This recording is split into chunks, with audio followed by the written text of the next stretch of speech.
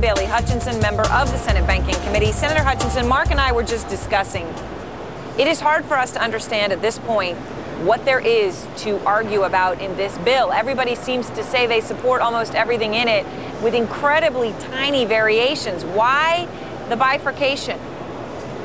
Oh, there's a lot in this bill that is either as yet undetermined or where we are in complete disagreement. This consumer agency, for instance, another layer of regulation, putting it in the Fed, but the Fed has no oversight, is a non-starter for Republicans. We think the banks are well regulated, that we should have prudential regulators and not some new federal bureaucracy that will have another layer of regulation in an area that was not a problem.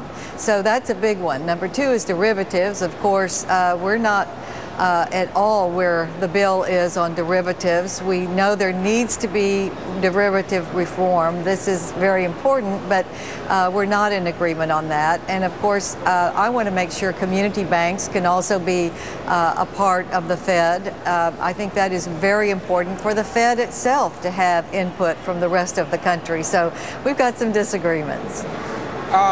Is there anything in this bill that says we will bail out Wall Street again if they get in trouble?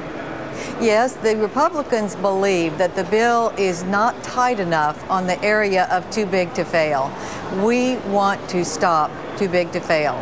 And there is not a real dismantling of a firm in this bill that would put it out of business, but not at taxpayer expense. So you could have taxpayer investment and the firm would still stay in business, which is what we've just seen. Well, do we need that in a bill? Isn't that usually an ad hoc process?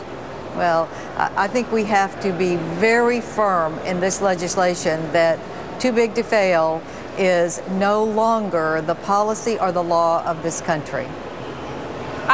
One thing that confuses me, though, is that people on both sides of the political spectrum and the financial markets seem to think that the most important thing isn't saying we're not going to have too big to fail, because it's almost impossible to legislate how that would happen until you know the situation. But what is possible is to say regulators are going to put in place the requirement for much, much higher cash on hand, which would prevent the banks from taking the risk in the first place. So you prevent the crisis that way. Why not go aggressively for that? Well, I think we can be aggressive in too big to fail. I think we can do that part right. I really do.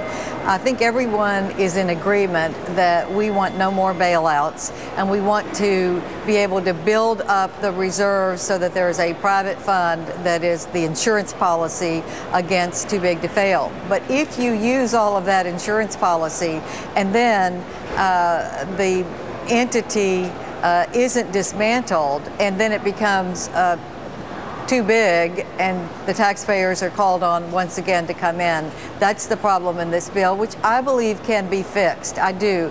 I think it's not tight now, but I think it can be made tight. Senator Hutchison, okay, thank you very much. We appreciate your taking the time to be with us, ma'am. Thank you. All right.